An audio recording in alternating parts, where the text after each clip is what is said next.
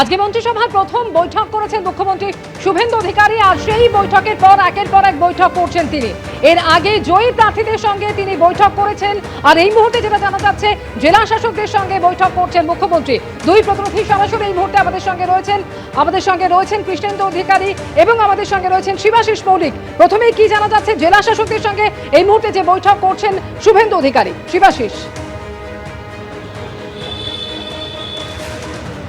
দেখো, শুরুতেই তোমায় বলে রাখি যে দফায় দফায় মুখ্যমন্ত্রী শুভেন্দু অধিকারী আজকে বৈঠক করছেন। তিনি প্রথমেই এই যে তার প্রশাসনিক কাজ শুরু করলেন, তিনি আজ থেকে সেই নবান্নে এসে তার কার্যত অফিস শুরু করব এমনটাই বলেছিলেন মুখ্যমন্ত্রী শুভেন্দু অধিকারী, এবং সেই মতো আজকে তিনি আসেন, তাকে এখানে গার্ড অফ অনার দেওয়া হয়।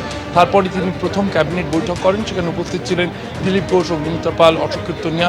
এরপরই যে বৈঠকগুলি হচ্ছে সেই বৈঠকগুলো কিন্তু আমরা দেখলাম জয়ী প্রার্থীদের নিয়ে বৈঠক হলো। এখন দেখা যাচ্ছে জয়ী প্রার্থীরা তারা বেরিয়ে আসছেন, এবং এছাড়া জেলা শাসকদের সঙ্গে বৈঠক করেছেন।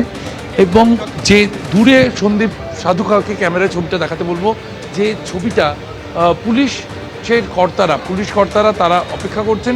এরপর পুলিশ কর্তাদের সঙ্গে কিন্তু বৈঠক শুরু হবে। অর্থাৎ দফায় দফায় তিনি কিন্তু একাধিক বৈঠক করছেন, এবং সেই বৈঠকগুলি মূল যে নির্যাস জেলা শাসকদের তিনি যে বৈঠকে যে বার্তা দিয়েছেন, কেন্দ্রীয় প্রকল্প যেগুলো আজকে থেকে তিনি সবুজ সংকেত দিলেন চালু করার এই রাজ্যে, সেগুলো দ্রুততার সঙ্গে রূপায়ণ করতে হবে। সীমান্ত সংলগ্ন যে জায়গাগুলি রয়েছে, যে জেলাগুলি রয়েছে, সেখানে যে সীমান্ত সুরক্ষার কথা তিনি আজকে বলেছেন, জমি হস্তান্তরের সেই কাজও ৪৫ দিনের মধ্যে শেষ করতে হবে, এমনটাই তিনি জেলা প্রশাসনের কাছে জেলা শাসকদের মাধ্যমে বার্তা পাঠিয়েছেন।